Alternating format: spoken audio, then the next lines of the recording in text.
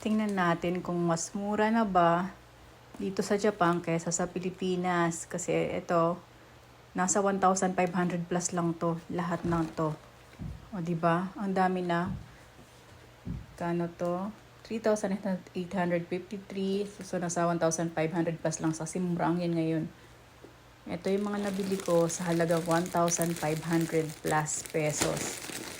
Saging. 5 perasong saging. 273 yen lang yata to. So, nasa 100 plus pesos.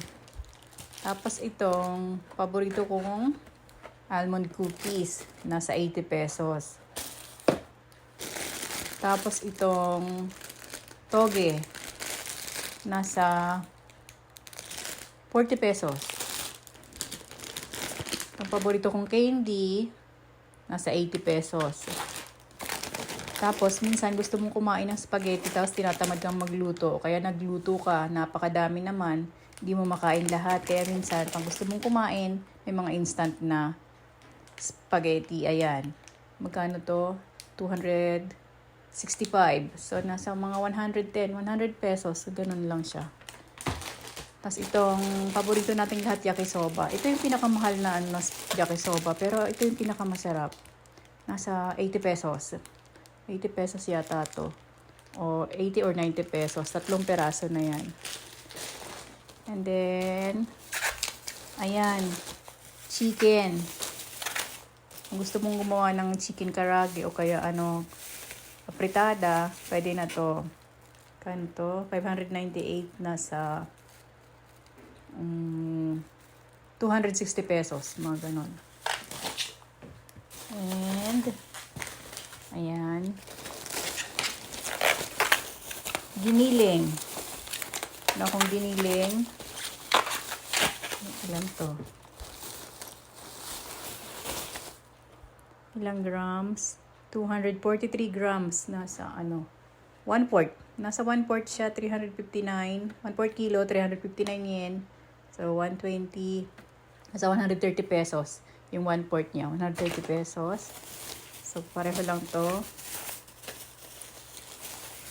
It's just the same. O, ganun din. Dalawang binili ko. So, mas mabigat siya ng konti. 253 grams, kaya 374. So, ganun din.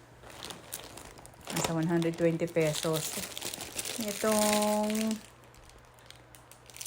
piman, bell pepper. Bisaya, oy. Ito, nasa 128. So, nasa 90 pesos. Tapos, meron ako yung paborito kong chawamushi. Parang tofu siya. Tofu na may timpla. Masarap siya. Tapos may na siya. Niluto nila. May mushroom. May maliliit na shrimps. Masarap to. Yan. Nasa magkano ba to? Nasa 80 pesos din. Parang mga ganon. Yung mga presyo parang inano ko lang. Itong itlog nasa 100.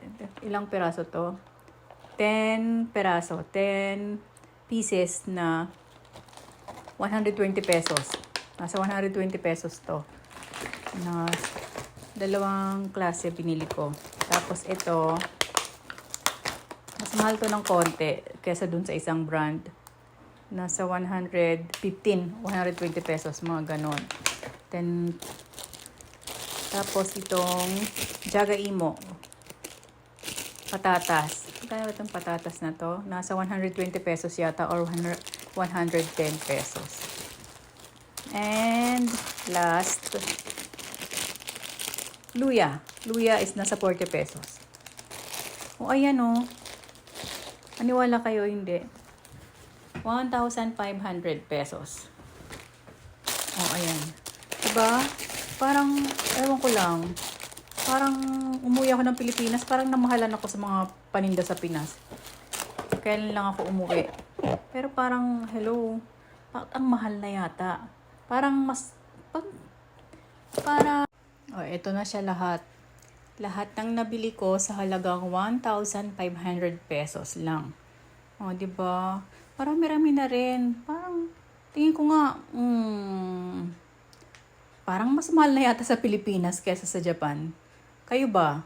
O ako lang? Feeling ko lang. Pero ito na yung nabili ko sa 1,500 plus. Diba madami-dami na siya.